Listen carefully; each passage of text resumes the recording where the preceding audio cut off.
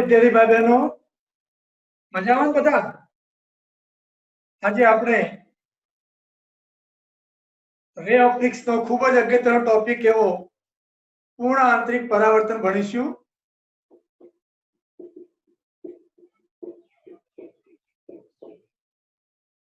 TIR total internal reflection અને NEET અને JE માં આ મુદ્દા પર આધારિત પ્રશ્નો અવારનવાર પૂછાતા હોય છે.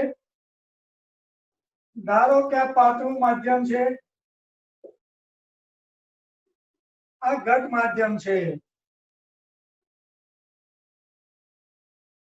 ધારો કે પ્રકાશનું કિરણ આપાત થાય છે, આ ત્રિસંસ છે. ચલો વક્રીભૂત કિરણ હું દોરું છું. સ્વાભાવિક છે, પાતળું છે, લંબથી દૂર જશે.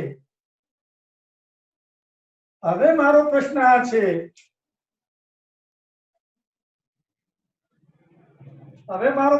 છે, કે જો પ્રકાશનું કિરણનો આપાત કોણ વધે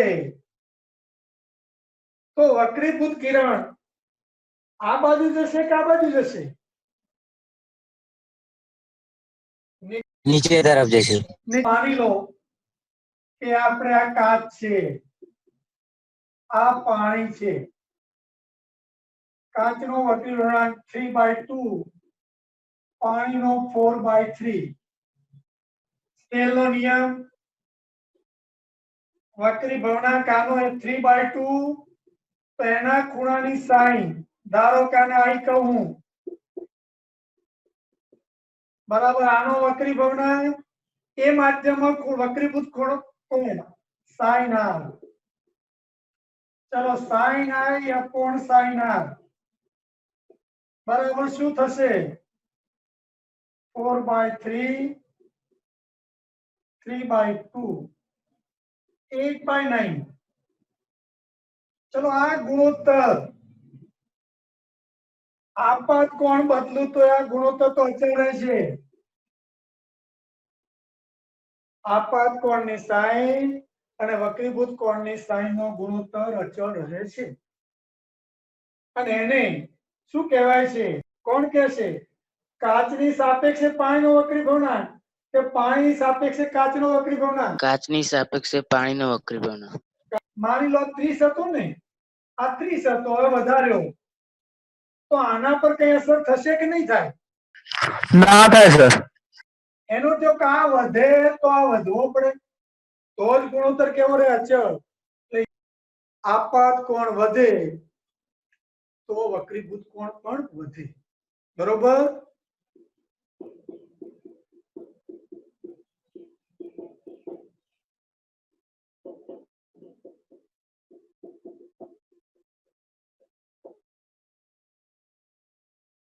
આ એક પાત્ર છે,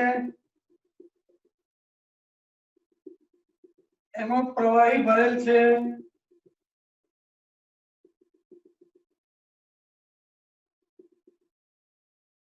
આનો વક્રી ભવનાંક N2 છે. બહારનું જે માધ્યમ છે એનો વક્રી ભવનાંક N1 છે. આની સાપેક્ષે આ ઘટ માધ્યમ છે, આની સાપેક્ષે આ પાતળું માધ્યમ છે, એટલે કે N2 greater than N1. N2 greater than N1. ચલો પ્રકાશ ઉદ્ગમ છે કોઈ કેસ. ચલો પ્રકાશ ઉદ્ગમ માંથી કેટલા કિરણોમીટર? અસંખ્ય. ચલો આ કિરણ ધ્યાનમાં લો. બોલો આ કિરણનું શું થશે? તો સીધે સીધું લંબ આપાત થાય છે, લંબ નિર્ગમન પામશે. આ વક્રીભવન થયું કેવાય, વાંકું તો વળતું નથી. હા, અહીં વેગ હતો એના કરતા વેગ વધશે એટલે વક્રીભવન થયું કેવાય. ચલો હું આપાત કોણ વધારું. ચલો આપાત કોણ વધાર્યો, આપાત કોણ તો સ્વાભાવિક ધારો કે આ વક્રીભૂત કોણ. ચલો હજુ આપાત કોણ વધારું તો આપણે હમણાં જોઈએ કે આપાત કોણ વધે તો વક્રીભૂત કોણ વધે. આ વક્રીભૂત કોણ વધ્યો. આ પ્રક્રિયા ચાલુ રહે આપાત કોણ વધારતો જવું આ ખૂણો વધતો જાય એક સ્થિતિ એવી આવે કે આ કિરણ સપાટીને સમાંતર જાય એટલે કે વક્રીભૂત કોણ 90 નો થાય આ ત્રણ પ્રકાશીય કિરણોમાં શું તફાવત છે વક્રીભવન જ્યારે સ્ટાર્ટ કર્યું ત્યારે આપણે ભણ્યા હતા કે પ્રકાશનું કિરણ આપાત થાય ને તો સમગ્રપણે વક્રીભવન નથી થતું સમગ્ર પ્રકાશનું વક્રીભવન થતું નથી થોડા પ્રકાશનું પરાવર્તન પણ થાય છે આ પરાવર્તનને નામ આપ્યું છે આંતરિક પરાવર્તન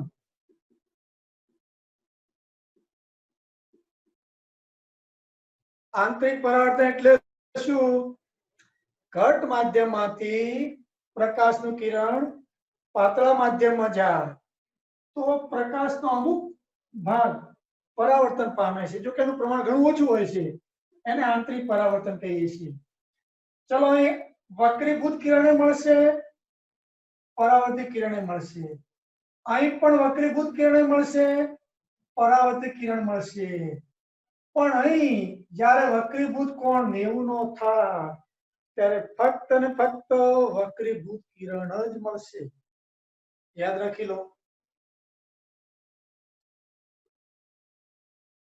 ચલો આ ખૂણાને એક નામ આપ્યું છે ક્રાંતિકોણ આઈસી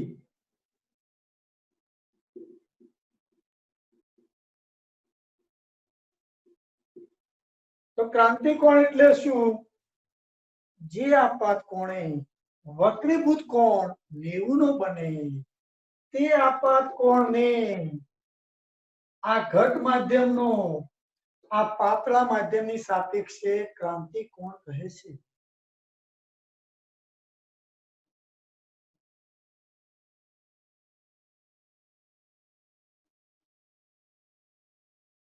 એમ તો કે ક્રાંતિકોણ પાતળા માધ્યમ પર પણ આધાર રાખે છે ચલો હજુ આપાત કોણ વધારું તો હજુ આપાત કોણ મેં વધાર્યો એટલે આ ખૂણો કયો થયો આ ખૂણો કયો થયો તો I greater than IC ક્રાંતિકોણ કરતા મોટો તો વક્રીભૂત કોણ વચ્ચે 90 કરતા મોટો થશે તો પ્રકાશનું કિરણ એના એ જ માધ્યમમાં પાછું આવશે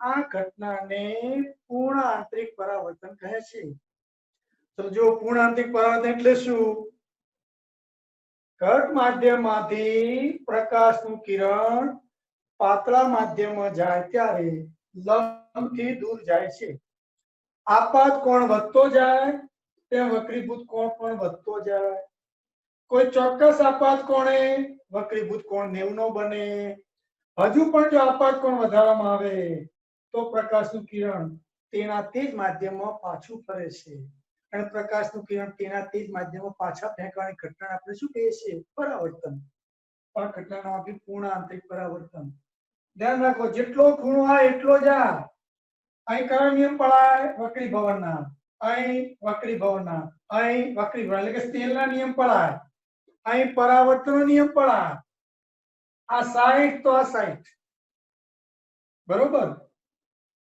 એટલે આ ધારો કે I greater than IC તો આ પણ I greater than IC થશે તો પૂર્ણ આંતરિક પરાવર્તન કેમ કીધું તો જો તમે પ્રકાશનું તીવ્રતા થોડી પાછી આવે છે મોટા ભાગની પારગમન પામે છે પણ કેટલા પ્રકાશનો ભાગ પાછો ફરે છે એના જ માધ્યમમાં અહીં સંપૂર્ણ પ્રકાશ એના જ માધ્યમમાં પાછો ફરે છે એટલે કે આ સપાટી આદર્શ અરીસાની જેમ વર્તે છે 100% લગભગ 100% પરાવર્તન પ્રશ્ન તમને એમ થાય કે સાહેબ આપણે આ સમતલ અરીસા વડે પરાવર્તન કરતા હતા આ બધી માથાકૂટ કરવી એના કરતા સમતલ અરીસો રાખી દઈએ તો ના સમતલ અરીસામાં પ્રકાશનું કિરણ આપાત થાય તો અમુક ઉર્જાનું શોષણ થાય છે જ્યારે આ ઘટનામાં આ સપાટી આદર્શ અરીસા તરીકે વર્તે છે અને લગભગ 100% પ્રકાશની ઉર્જાનું શું કરે છે? પરાવર્તન કરે છે. ચલો ધારો કે આ બે માધ્યમોને જુદી પાડતી સપાટી, આ સપાટી AB, પ્રકાશનું કિરણ આપાત કરું છું. ધારો કે I બરાબર IC, તો શું થશે? પ્રકાશનું કિરણ બે માધ્યમોને જુદી પાડતી સપાટીને સમાંતર જશે. આ ખૂણો કેટલો બનશે? R બરાબર 90 બનશે અને ફક્ત વક્રીભૂત કિરણ જ મળશે. ચલો આ બિંદુએ સ્નેલનો નિયમ લાગુ પાડો. ધારો કે આનો વક્રીભવનાંક n1, આ પાતળું છે, આ n2 આ ઘટ માધ્યમ કહીએ. પણ સ્નેલનો નિયમ લાગુ પાડો તો શું થશે? sin આપાત કોણની sin અને વક્રીભવનાંક એટલે n2 sin IC. આ માધ્યમનો વક્રીભવનાંક અને વક્રીભૂત કોણની sin sin 90.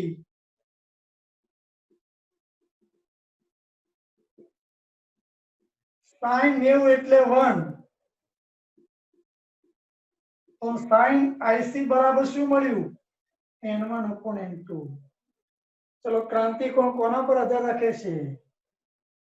ઘટ માધ્યમના વક્રીભવનાંક પર અને પાતળા માધ્યમના વક્રીભવનાંક પર. આ પાતળું, આ ઘટ. હવે તમને કેટલીક વાર લખવામાં તકલીફ પડે કે sin IC બરાબર શું લખવાનું? n1/n2 કે n2/n1? તો જો એની રીત શીખવાનું. ચલો આ પદ sin વિધેય નું મૂલ્ય હંમેશા 1 અથવા 1 થી નાનું હોય, તમે જાણો છો ને, sin θ < 1. તો ટૂંકમાં આ પદ 1 કરતા નાનું હોય. આ નાનું ક્યારે હોય? તો વક્રીભવનાંક છેદમાં આવતો મોટો હોય ત્યારે. એટલે બહુ સરળ યાદ રહેશે. sin IC બરાબર પાતળા માધ્યમનો વક્રીભવનાંક જે ઓછો હોય છેદમાં ઘટ માધ્યમનો વક્રીભવનાંક જે વધુ હોય. ચલો તો IC બરાબર શું થશે? sin inverse n1/n2. જો પાતળા માધ્યમ તરીકે હવા હોય તો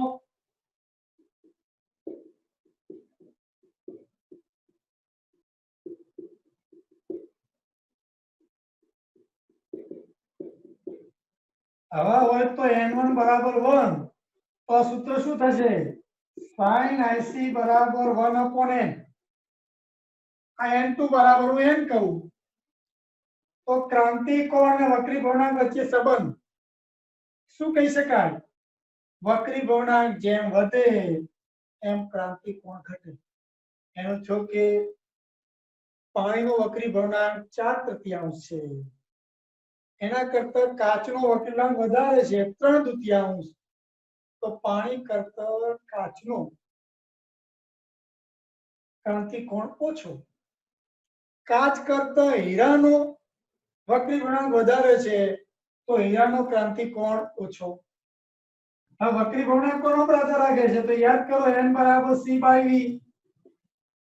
એટલે n ચલે છે 1/v. v એટલે f લેમ્બડા, તો ચલે છે 1/લેમ્બડા. તો આવું કહી શકાય કે sin IC ચલે છે 1/n અને n ચલે છે 1/લેમ્બડા, તો ચલે છે લેમ્બડા. તો તરંગ લંબાઈ વધારે એમ ક્રાંતિ કોણ વધારે. તો લાલ અને જાંબલી રંગમાં કોનો ક્રાંતિ કોણ વધારે છે? તો જેની તરંગ લંબાઈ વધારે એનો ક્રાંતિ કોણ વધારે. તો લાલ રંગ માટે નો ક્રાંતિ કોણ જાંબલી રંગ માટેના ક્રાંતિ કોણ કરતો વધારે છે. હવે તમને પ્રશ્ન થાય, સ્વાભાવિક છે કે ઘટમાંથી પાતળામાં જાય તો પૂર્ણ આંતરિક પરાવર્તનની ઘટના ઉદ્ભવે એવું આપણે સમજ્યા. પણ પાતળામાંથી ઘટમાં જાય તો પૂર્ણ આંતરિક પરાવર્તન થઈ શકે? ધારો કે આ બે માધ્યમોને જુદી પાડતી સપાટી છે. આ પ્રકાશનું કિરણ હું આપાત કરું છું. આ આપાત બિંદુએ સપાટીને દોરેલું લંબ આ પાતળું છે આ ઘટ છે. પ્રકાશનું કિરણ પાતળામાંથી ઘટમાં જાય તો લંબ તરફ આંકવું હશે. હવે આપાત કોણ વધારું તો વક્રીભૂત કોણ વધશે ખરી, પણ છતાં આના કરતા નાનો રહેશે. એટલે આ 90 થઈ જશે, ત્યાં સુધી આ 90 નહીં થાય. એટલે પાતળામાંથી ઘટ માધ્યમમાં પ્રકાશનું કિરણ જાય તો પૂર્ણ આંતરિક પરાવર્તનની ઘટના ઉદ્ભવી શકે નહીં.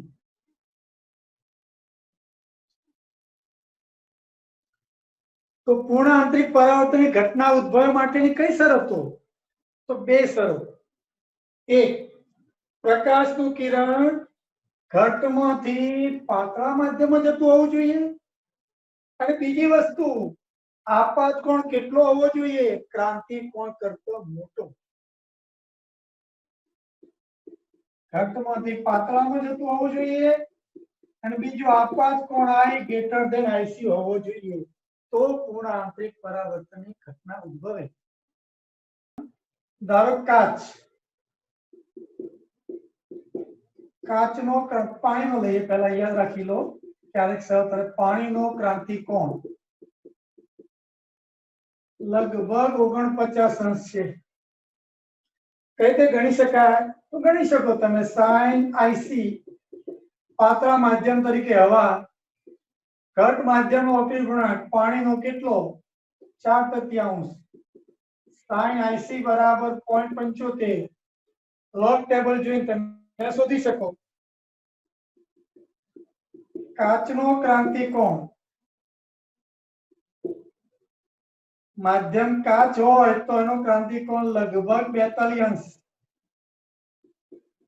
અને હીરાનો ક્રાંતિ કોણ લગભગ 24 અંશ. મૂલ્યો તમને નહીં પૂછે એક્ઝેક્ટ, પણ છતાં આ ડેટા યાદ હશે એટ રેન્ડમ તો કેટલાક પ્રશ્નો સોલ્વ કરવામાં સરળતા રહેશે.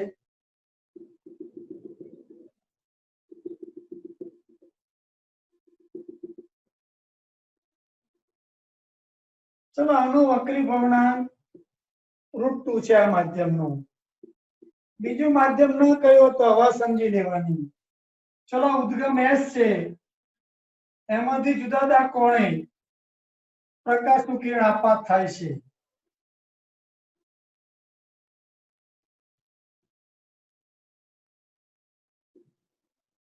ધારો કે આ 20 અંશ છે, આ 30 અંશ છે, 40 અંશ છે, 50 અંશ છે, આ ખૂણો 60 અંશ છે. ચલો આમાંથી કયું કિરણ પૂર્ણ આંતરિક પરાવર્તન અનુભવશે? ચલો પહેલા તો આપણે IC શોધવું પડે. sin IC બરાબર 1/n 1/√2. તમે જાણો છો IC બરાબર 45. ધારો કે આને P કિરણ કહું, આ P કિરણ, આ Q કિરણ, R S આ T. બધા કિરણોમાંથી કયા કિરણોનું પૂર્ણ આંતરિક પરાવર્તન થશે? Rays your hand. S અને T. પાણી હોય તો કયા કિરણનું પૂર્ણ આંતરિક પરાવર્તન થશે? S અને T. હા, S અને T બરોબર. ચલો કાચ હોય ત્યારે S અને T. S અને T. ચલો હીરો હોય ત્યારે QRST. Q R S અને T. ક્રાંતિ કોણ કેટલો હતો? IC લગભગ 49. અહીં IC કેટલો હતો? લગભગ 42. હીરાનો IC કેટલો હતો? લગભગ 24 અંશ. એનો શું થયો? ખૂબ મહત્વનું તારણ યાદ રાખો. જેમ ક્રાંતિ કોણ ઘટતો જાય એમ પૂર્ણ આંતરિક પરાવર્તન થવાની સંભાવના વધતી જાય.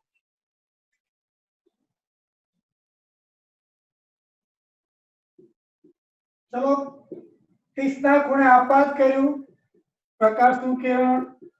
આ ઘટ છે, આ પાતળું છે. ચલો ઘટ માધ્યમ તરીકે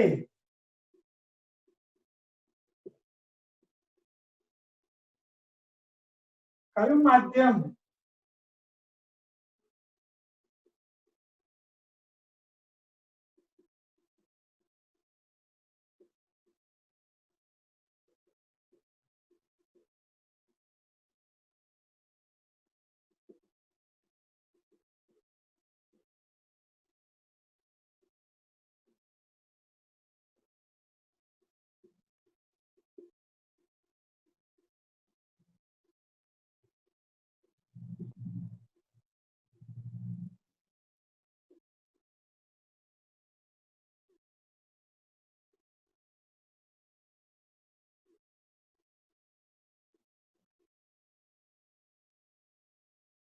ચલો 30 નો આપાત કોણ છે તો આમાંથી કયું ઘટ માધ્યમ રાખવું કે પૂર્ણ આંતરિક પરાવર્તનની ઘટના ઉદ્ભવે સર ફક્ત હીરો ફક્ત હીરો ફક્ત હીરો બરોબર કે આ ખૂણો ક્રાંતિ કોણ કરતો મોટો હોવો જોઈએ હીરાનો ક્રાંતિ કોણ કેટલો છે 24 એના કરતા વધારે છે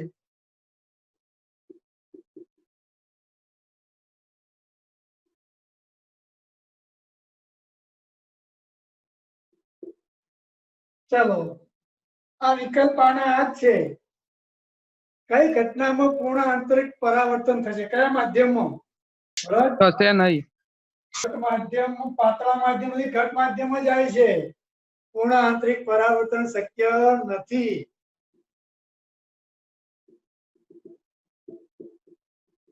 કાચમાંથી પાણીમાં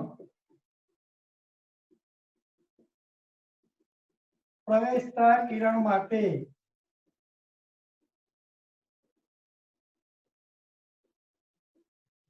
ક્રાંતિ કોણ શોધો તો કયું સૂત્ર sin IC n પાતળું કાચમાંથી પાણીમાં 4/3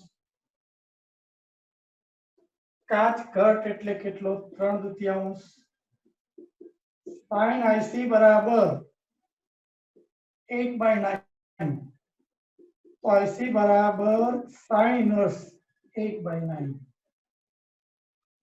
આવો પ્રશ્ન બોર્ડમાં પૂછાય તો કિંમત શોધવી પડે કારણ કે લોગ ટેબલ આપતા હોય છે પણ સ્પર્ધા પરીક્ષામાં પૂછાય તો આ ટાઈપના વિકલ્પો છે એટલે સાદુરૂપ આપવાની આગળ જરૂર રહેશે નહીં ચલો પ્રકાશનું કિરણમાં આપાત કરું છું આ ઘટ માધ્યમ છે આ પાતળું છે પ્રકાશનું કિરણ કેવું જશે લંબથી દૂર ચલો તો I કેવો હશે લેસ ધેન IC ક્રાંતિ કોણ કરતો નાનો હશે તો જ ચલો ન હોત તો આ માધ્યમ પાતળું તો પ્રકાશનું કિરણ સીધે સીધું જાત બરોબર તો આ ખૂણો કેટલો થાય આ વક્રીભૂત કોણ એટલે આના બંને સરખા છે એટલે I તો આટલું શું થયું વિચલન ડેલ્ટા બરોબર તો જો આપાત કોણ ક્રાંતિ કોણ કરતા નાનો હોય તો કયો સંબંધ મળશે I વત્તા ડેલ્ટા બરાબર R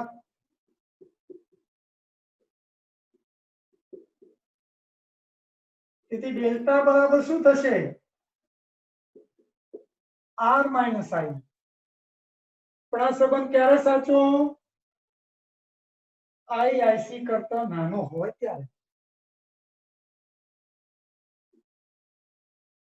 આ ઘટ માધ્યમ છે આ પાતળું માધ્યમ છે ચલો I ગ્રેટર ધેન IC હોય તો I ગ્રેટર ધેન IC હોય તો શું થશે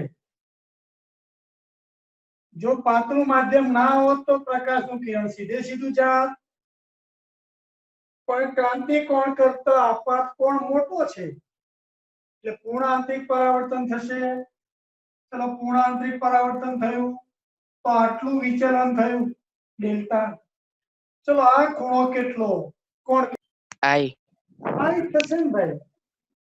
મેં કહ્યું તું પૂર્ણાંકિક પરાવર્તન થાય ત્યારે પરાવર્તન નિયમો પડાય. એટલે I greater than IC હોય ત્યારે પરાવર્તન નિયમો અને I less than IC હોય તો સ્નેલના નિયમો. તો ડેલ્ટા આ પણ I ડેલ્ટા પ્લસ 2I બરાબર આ ટોટલ ખૂણો કેટલો થવાનો 180 એટલે પાઈ. તો ડેલ્ટા બરાબર પાઈ માઇનસ 2I. ધ્યાન રાખજો I વિચલન કોણ ફક્ત આપાત કોણ પર આધાર રાખે છે. જ્યારે વિચલન કોણ આપાત કોણ અને વક્રીભૂત કોણ બંને પર આધાર રાખે છે. આને જરા આ રીતે લખીએ તો આપણે ડેલ્ટા બરાબર માઇનસ 2I પ્લસ પાઈ. ચલો ડેલ્ટા વિચલન કોણ આપાત કોણ I બરાબર IC. ચલો પહેલા I પાઈ બાય 2 લો તો પાઈ બાય 2 લેશો તમે તો પાઈ ઓછા પાઈ ડેલ્ટા 0 થશે. એટલે I બરાબર પાઈ બાય 2 માટે ડેલ્ટા 0. હવે I ઘટશે એમ ડેલ્ટા વધશે એક બાદ થાય છે. I નું ઓછામાં ઓછું મૂલ્ય કેટલું લો IC ત્યારે ડેલ્ટા નું મૂલ્ય મહત્તમ મળશે. ડેલ્ટા બરાબર પાઈ માઇનસ 2IC આ maximum. Delta maximum pi minus 2IC. અને હવે આ સૂત્ર y બરાબર mx પ્લસ c છે તો આ આલેખ સુરેખા મળશે અને એનો ઢાળ કેટલો મળશે -b. બરોબર. હવે I લેસ ધેન IC ની વાત કરીએ તો ચલો પહેલા I 0 મૂકજો. I બરાબર 0. પ્રકાશનું કિરણ આપણે હમણાં જોયું હતું. પ્રકાશનું કિરણ આમ જાય તો I0 તો R પણ 0. અહીં I0 છે R0 છે અને I અને R 0 તો ડેલ્ટા પણ 0.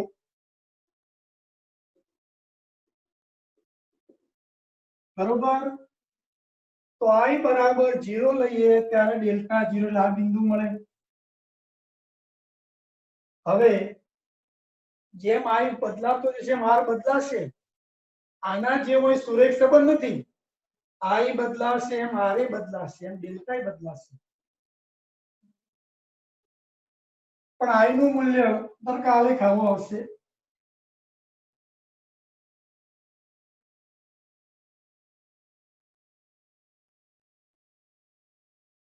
આ ટાઈપ નો આલેખ આવશે. I બરાબર IC. આ કિંમત કેટલી શોધો. અહીં બે કિંમતો જુઓ. જેવું IC થશે IC થી સહેજ વચ્ચે આપાત કોણ IC જેટલો તો ખૂણો 90. બરોબર.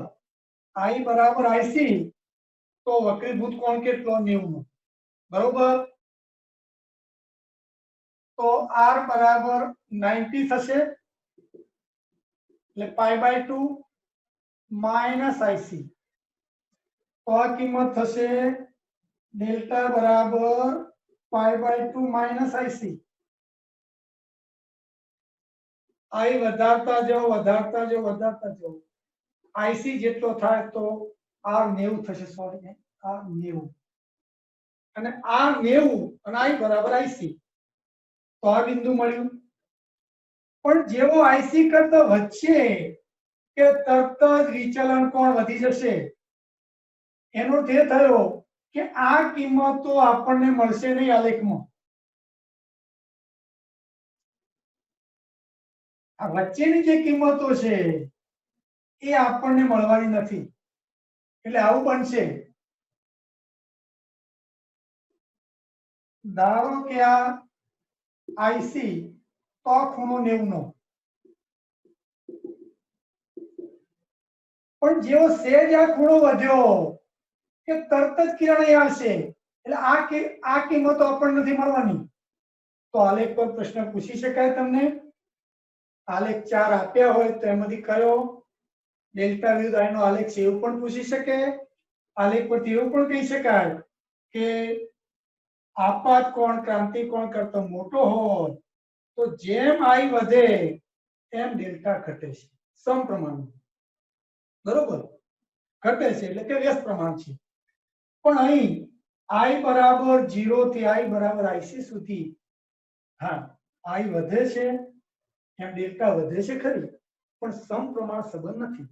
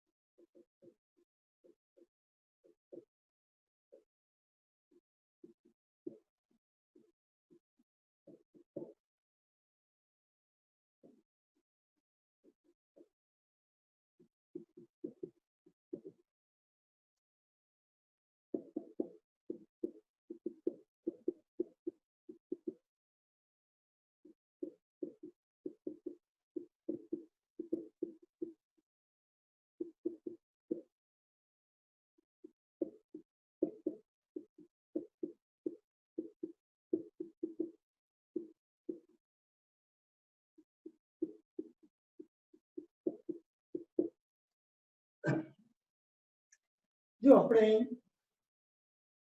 બે ખૂણા લીધા છે, એક 50 અંશનો લીધો છે, એક 30 અંશનો લીધો છે. કાચમાંથી હવામાં જાય છે એટલે ખૂણા આંતરિક પરાવર્તનની ઘટના થઈ શકે. ક્યારે થઈ શકે? i ગ્રેટર ધેન ic હોય ત્યારે.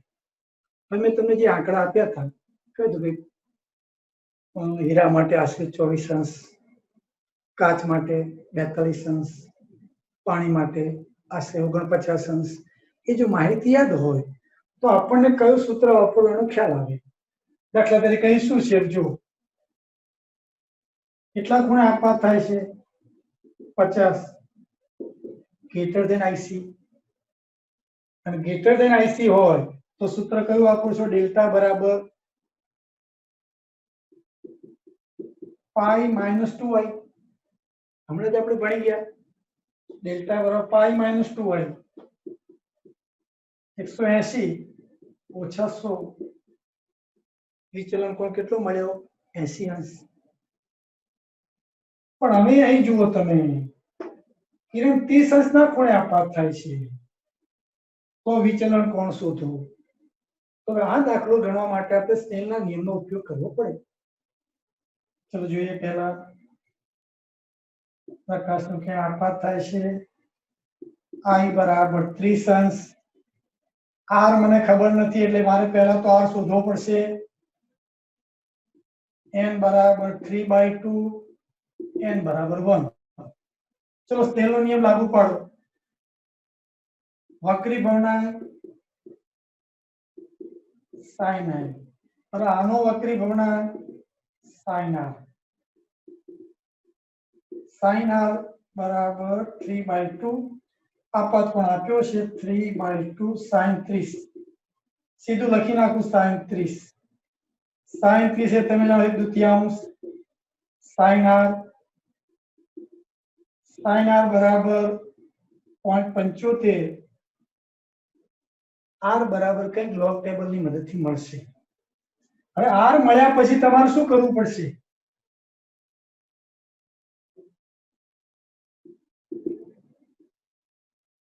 r મળ્યો પછી આ તમારે ડેલ્ટા શોધવાનો છે. તો કયો સંબંધ લેવો પડશે તમારે? r છે, i છે, તો i પ્લસ ડેલ્ટા બરાબર r.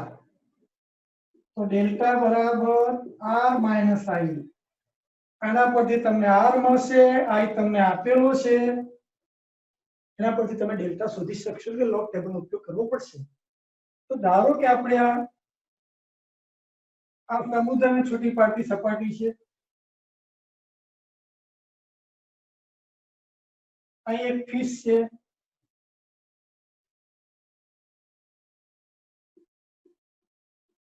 માછલી છે,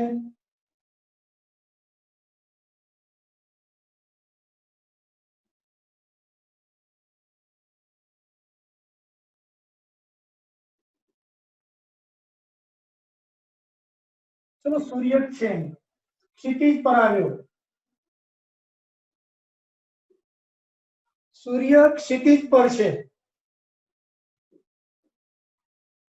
મારો પ્રશ્ન આ છે, સમુદ્રમાં પ્રકાશ દેખાશે કે નહીં? સૂર્ય મધ્યાહને હોય ત્યારે તો સ્વાભાવિક છે સમુદ્રની અંદર પ્રકાશ હશે, પણ સૂર્ય ક્ષિતિજ પર આવે તો સૂર્ય ક્ષિતિજ પર આવતો જાય એમ સમુદ્રમાં પ્રકાશ જોવા મળશે કે નહીં? તો જુઓ, આપણે હમણાં જોયું હતું પૂર્ણ આંતરિક પરાવર્તનમાં કે પ્રકાશનું કિરણ ક્રાંતિકોણ જેટલા ખૂણે આપાત કરે તો આ પ્રકાશનું કિરણ બે માધ્યમોને છૂટી પાડતી સપાટી પર જાય. ધારો પાણી છે ને હવા છે, તો વક્રીભૂત કોણ કેટલો થાય? 90 નો થાય. હવે એથી ઉલટું વિચારો, આપણે જાણીએ છીએ કે પ્રકાશના કિરણને માર્ગ ઉલટાવવામાં આવે તો મૂળ પથ પર રિટ્રેસ કરે છે, મૂળ માર્ગે પાછું ફરે છે. તો ધારો કે પ્રકાશનું કિરણ આમ જાય તો આમ જશે. એનો થયો કે સૂર્યમાંથી આવતું પ્રકાશનું કિરણ, ધારો કે પ્રકાશનું કિરણ આવે છે, જ્યાં આગળ આ ખૂણો ક્રાંતિકોણ જેટલો હશે ત્યાં પ્રકાશનું કિરણ અંદર આવશે, સમુદ્રના પાણી અંદર આવશે. અને માછલીને તો આવું દેખાય છે, સૂર્ય અહીં દેખાશે. કેટલા ખૂણે દેખાશે? ઉર્ધ્વ દિશા સાથે આઈસી ખૂણે. એને એમ લાગશે સૂર્ય તો અહીં છે. એનો શું થયો કે સૂર્ય મધ્યાહને હોય કે ક્ષિતિજ પર હોય, સમગ્ર સમય દરમિયાન સમુદ્રની અંદર પ્રકાશ જોવા મળશે. માછલીની જગ્યાએ મરજીઓ હોય તો પણ એ પ્રકાશ જોવા મળશે. હા, ક્ષિતિજથી નીચે આવી જાય પછી સમુદ્રનો પ્રકાશ જોવા મળશે નહીં. હવે આપણે વિચારીએ કે માછલી કેટલા વિસ્તારમાં રહેલો પ્રકાશ જોઈ શકે? Field of view of fish. Fish કહો કે અંદર કોઈ તરવૈયો હોય તો તરવૈયા માટે વાત કરી શકાય.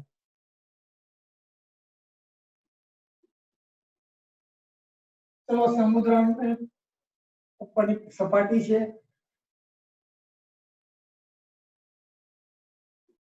અહીં માછલી લઈએ, ધારો કે ઊંડાઈએ છે,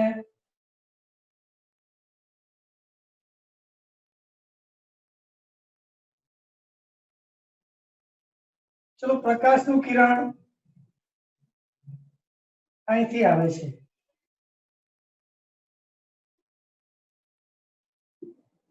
સૂર્યમાંથી પ્રકાશનું કિરણ આ ખૂણે આવે છે.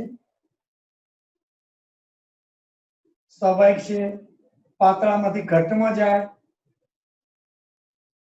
તો વાંકું વળશે, માછલી જોઈ શકશે આ કિરણને.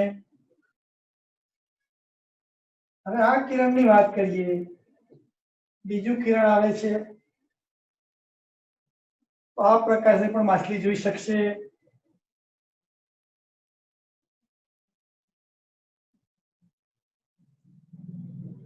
ધારો કે આ કિરણ આવે છે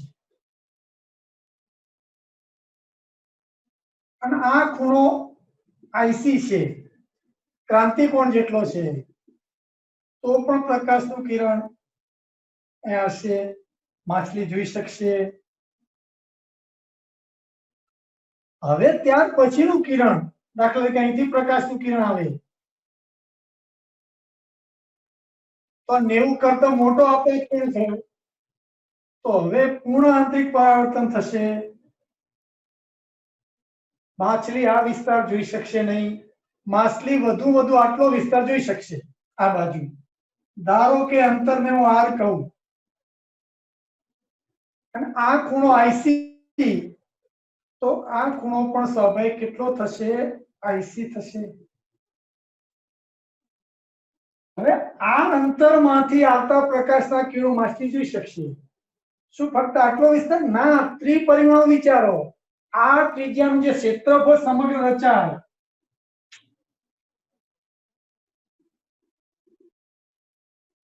આ ત્રિજ્યાનું આ ગોળાકાર ક્ષેત્રફળ રચાય, એ વિસ્તારમાંથી આવતો પ્રકાશ માછલી જોઈ શકશે.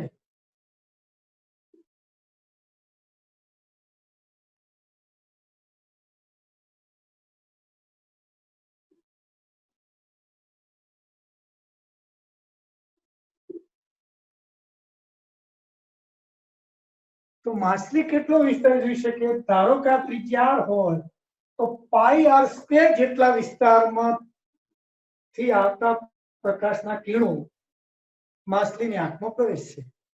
અથવા આટલા વિસ્તારમાં આ જે કિરણો આવે છે એટલા વિસ્તારમાં વસ્તુ હોય તો માછલી એને જોઈ શકે. બાકી કોઈ વસ્તુ અહીં હોય તો માછલી એને જોઈ શકશે નહીં. ચલો આનું સૂત્ર આપણે તારવીએ. ચલો આઈસી છે સૂત્ર, આ ખૂણો આઈસી. હવે આ અંતર કેટલું થશે જરા જુઓ. આ અંતર, આ આર, આ એચ, આ કાટખૂણો, તો આ અંતર કેટલું થશે? √r² + h². ચલો સાઈન આઈસી લખું તો સાઈન આઈસી એટલે સામેની બાજુ એટલે r ભાગ્યા કર્ણ √r² + h². હવે સાઈન આઈસી એટલે 1/n. હમણાં આપણે જોઈ ગયા ને ક્રાંતિકોણનું સૂત્ર. અહીં હવા છે હા, એટલા માટે 1/n. અને આ પાણીનો વક્રી ભવનાંક r છેદમાં √r² + h². ચલો વર્ગ કરીએ તો 1/n² બરાબર r² + h², r² +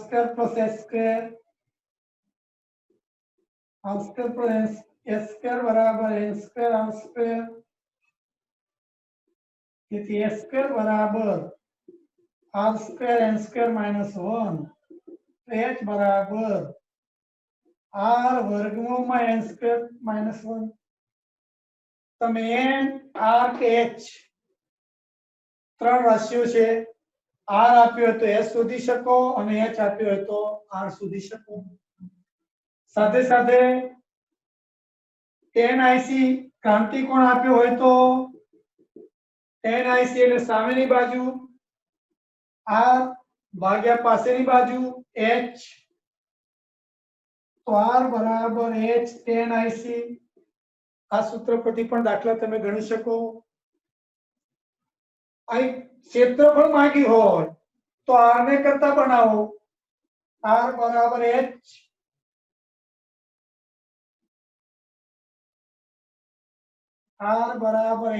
છેદમાં n² - 1 r મળે. અને આ ક્ષેત્રફળ કેટલું થાય? πr². તો ક્ષેત્રફળ પણ તમને મળે. ચલો આપણે આ સૂત્ર પર એક દાખલો ગણી લઈએ. સૂત્ર નોંધી લઈએ છીએ. h બરાબર અથવા r બરાબર h n² - 1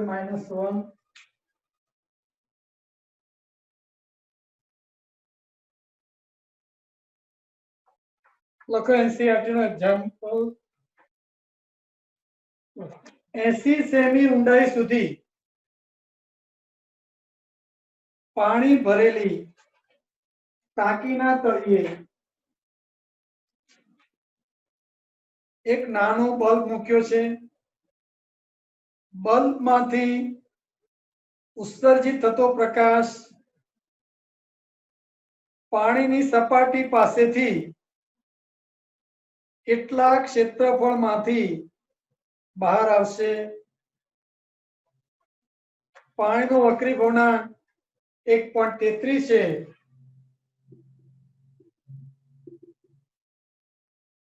બલ્બને બિંદુવત ઉદ્ગમ તરીકે ગણો. શું કહ્યું છે? પાણીની ટાંકીના તળિયે અને બલ્બ મૂક્યો છે ઉદ્ગમ. કેટલા અંતરે? 80 સેમી અંતરે. કેટલા ક્ષેત્રફળમાંથી પ્રકાશ બહાર આવશે? ચલો ધારો કે આ પ્રકાશનો ખૂણો આ આઈસી થશે તો બહાર આવશે નહીં. આ ખૂણો પણ ક્રાંતિ કોણ જેટલો થશે તો બહાર પ્રકાશ આવશે નહીં. ટૂંકમાં આટલા વિસ્તારમાંથી પ્રકાશ બહાર આવશે. બરોબર? એટલે મારે આર શોધવાની છે. તો આર બરાબર h n² -1 અને ક્ષેત્રફળ માંગ્યું છે તો ક્ષેત્રફળ શું થશે? πr². તો કિંમત મૂકો. h આપ્યું છે, n આપ્યું છે, r મળશે. r ની કિંમત મૂકો એટલે ક્ષેત્રફળ મળશે સેમી². ગણતરી કરો. 2.6 મીટર સ્ક્વેર. ઓકે બરોબર છે, મીટર². લખો બીજો એક્ઝામ્પલ. 5/3 જેટલો વક્રી ભવનાંક ધરાવતા એક પ્રવાહીને એક વાસણમાં ભરેલું છે.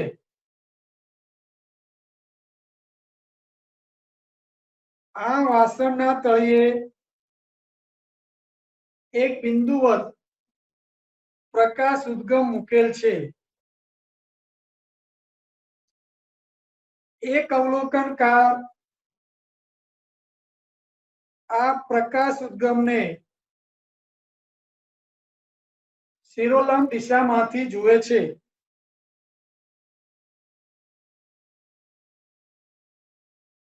પ્રવાહીની સપાટીથી ઉદ્ગમની શિરોલંબ દિશામાં એક અપારદર્શક તકતી એવી રીતે મૂકી છે કે જેથી તેનું કેન્દ્ર પ્રકાશ ઉદ્ગમની બરાબર ઉપર આવે.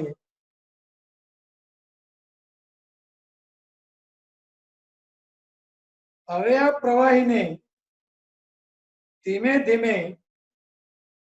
વાસણના તળિયેથી બહાર કાઢવામાં આવે છે. તો બહારથી જોતા ઉદ્ગમ ન જોઈ શકાય તે માટે પ્રવાહીની વધારે ઊંચાઈ વધારેમાં વધારે ઊંચાઈ કેટલી રાખવી જોઈએ?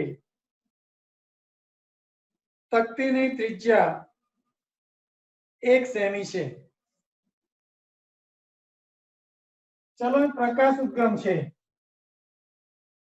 અહીંથી પાણી ઓછું કરી શકાય વ્યવસ્થા છે. અહીં પાણી ભરેલું છે.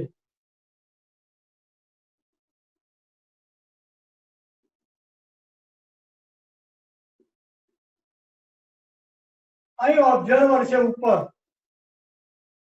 સોર્સની ઉપર. અહીં એક તકતી ઉપર મૂકવાની છે. પાણીની સપાટી પર એક તકતી મૂકવાની છે. પ્રશ્ન આવો છે કે પાણીની વધારે ઊંચાઈ કેટલી રાખીએ કે આ અવલોકનકાર આ પ્રકાશ ના જોઈ શકે?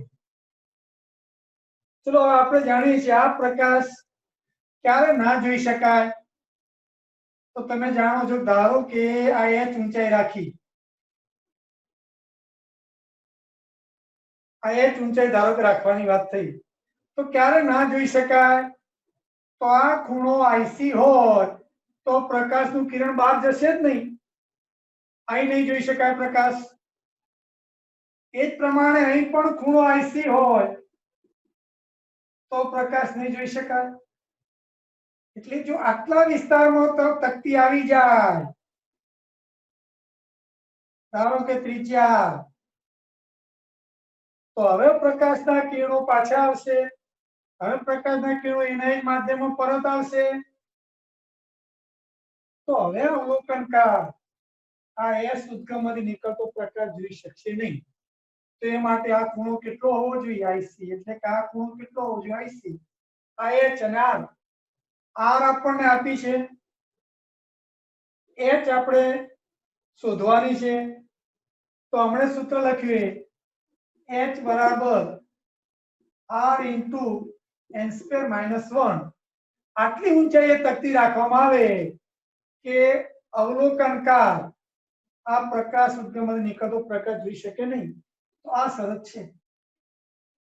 આગળનો પ્રશ્ન હતો એના કરતા જુદી રીતે છે. કેટલી તકતી રાખો કે પ્રકાશ બહાર ના જાય? તો આપણે અહીં H શોધવાનું છે, R આપી છે, N આપ્યું છે. ગણી કાઢો જરા. 1.30 સેન્ટીમીટર. 1.33 સેન્ટીમીટર. હવે સ્પર્ધા પરીક્ષામાં ટાઈપના દાખલા પૂછાય, પણ આંકડા એવા મૂકે કે તમે સરળતાથી ગણી શકો, અથવા વિકલ્પો એવા મૂકે કે તમે સરળતાથી ગણી શકો. તો સ્પર્ધા પરીક્ષામાં પૂછી શકાય એવો પ્રશ્ન લખો. તળાવમાં એક માછલી તળાવના કિનારાથી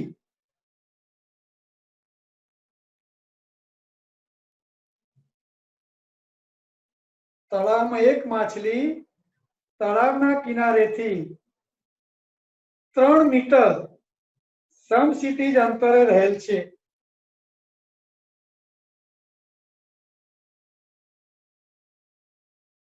હવે જો તે કિનારા પરના એક ઝાડને જસ્ટ જોઈ શકતી હોય તો તળાવમાં ઊંડાઈ ખાલી જગ્યા મીટર હશે. પાણીનો વક્રી ગુણાંક 4/3 લો. કે ધારો કે આપણો તળાવ છે, અહીં ઝાડ છે,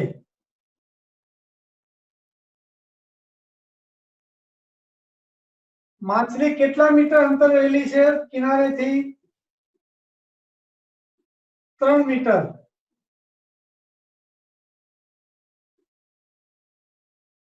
અહીં નીચે માછલી છે.